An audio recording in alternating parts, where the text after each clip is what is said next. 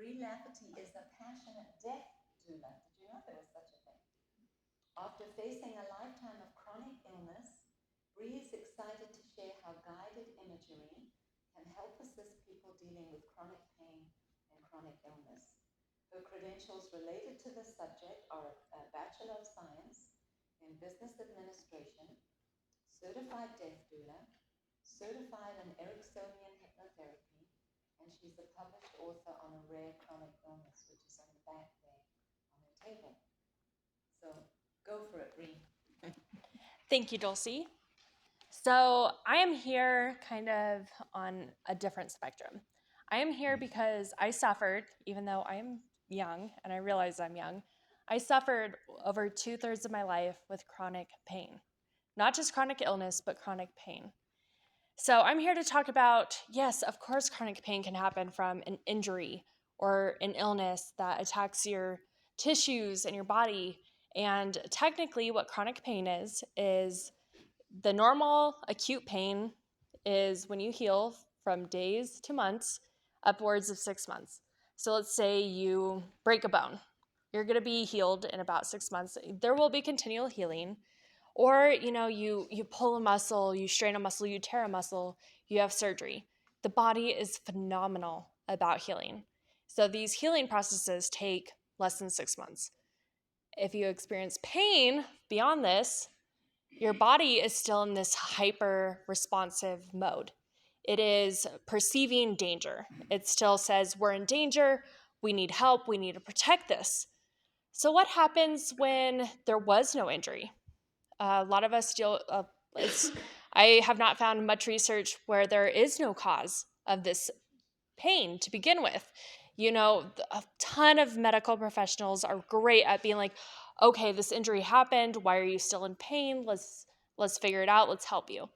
But what if there was no injury or trauma to start this process? Let's just say your body is hurting and your brain is trying to understand why.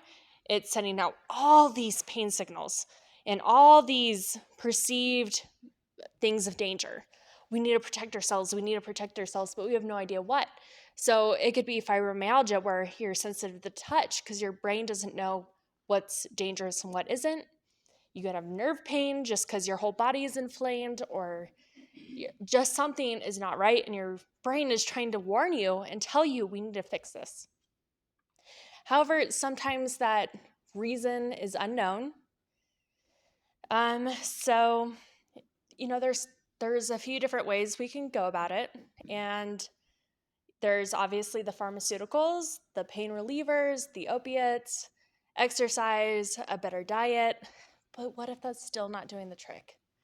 I speak from this with experience. I tried all the diets, I tried pharmaceuticals, and yet my body still hurt. It was like, why is my whole body saying, ouch, it hurts, please help me, but I didn't know how to help. So that's when I bring in guided imagery.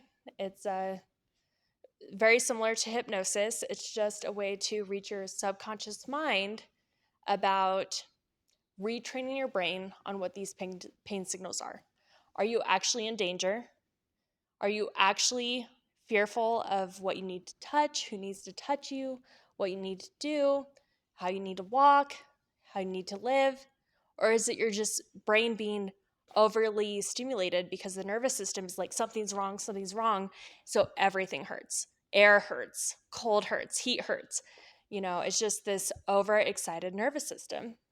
So according to the Permanente Journal in the National Library of Medicine, guided imagery affects the autonomic balance of body by refocusing the mind, resulting in physiologic relaxation by lowering the sympathetic and increasing the parasympathetic nervous system in response to neurochemical and peptide changes. If that was a lot of science, I don't blame you. I'm not a science geek. Basically, what guided imagery, which I'm here for, what it does is it helps you not only relax your body, relax your mind, get you out of this super hyper state. That is the biggest benefit of guided imagery, is just providing this mode of relaxation, this de-stress, letting you be aware of your body, be aware of your surroundings. But then we can take it a step further and go into your subconscious and retrain your brain on determining what those pain signals are. So we don't actually have any pain signals in our nerves. Everything is perceived by our brain saying there is danger. So nowhere in your body, if you get burned, if you stub your toe, yeah, it hurts like the dickens, but it's not actually a pain signal. It is a signal sent by your nervous system up to your brain that says, danger, danger, danger. So with chronic pain, we can change those signals into something different.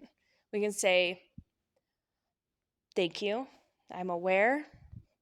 Maybe we just need to slow down. We need to go internal. We need to change these signals that scream pain into, okay, this is discomfortable.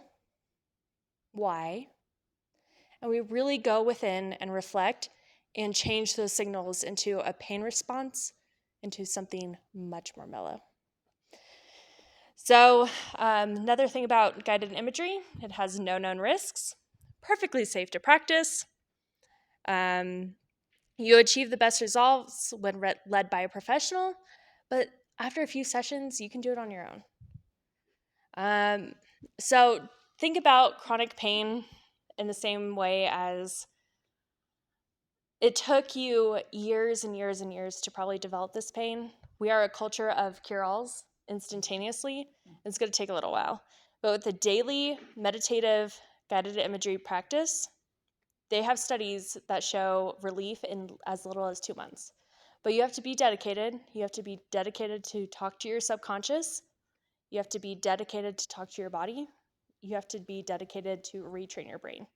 It isn't for everybody, but I highly recommend it because there's no known side effects.